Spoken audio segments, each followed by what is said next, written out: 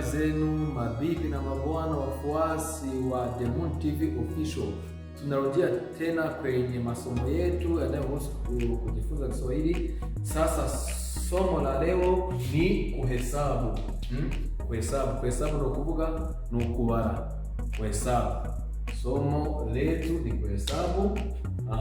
Kuhesabu tutaanzia kutoka 0 mpaka 10. Ni kuvuga turiga kubara duhereye kuri 1 kugeza ku 10. Abantu baje bansaba tese imibare yo ntabwo twayiga mu Giswahili tukamenya kubara imibare yose mu Giswahili. Uyu munsi rero tugiye kureba duhereye ku mibare yoroshye, imibare baduhereye kuva kuri 0 tugeze cyangwa tukageza ku 10. Mu Giswahili iyo tubara no kuvuga iyo tubara mu Giswahili 0 ni 0. 0 iyo twita 0 ise tuvuga 0. 0 ni 0. 1 ni 1. 2 ni 2. 3 ni 3. 4 ni 4. 5 ni 5. 6 ni 6. 7 ni 7. 8 ni 8.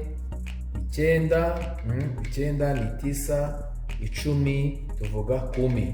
Kano no tubare turebe 0 1 2 3 4 5 6 7 8 9 10. Nasubiramo ku buryo n'abahungu basubiramo 0 1 2 3 4 5 6 7 8 9 10.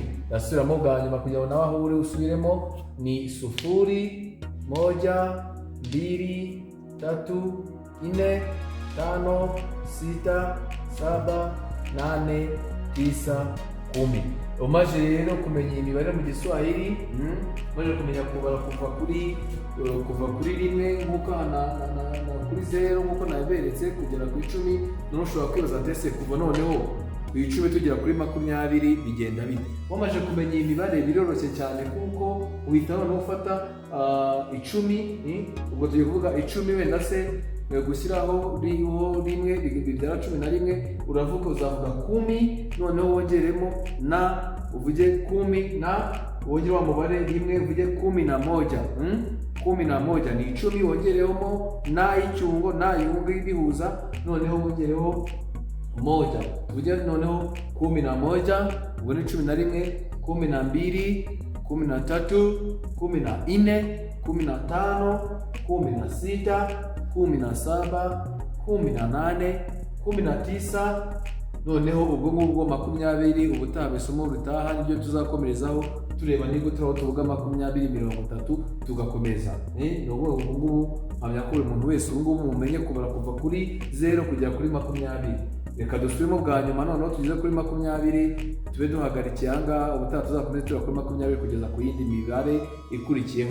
Aha nkuko mubireba turatangiye n'ubundi tugiye guhera kuri 0 yacu niyo twita 0 1 2 3 4 5 6 7 8 9 10. Navuze ati noneho tugeze ku 10 tugiye kuvuga 11 tuzavuga 10 10 twongereho mpona noneho tuvuge n'uyu mubare rimwe. Noneho ubwo ni 10 noneho 11 12 13 14 15 16 17 18 19.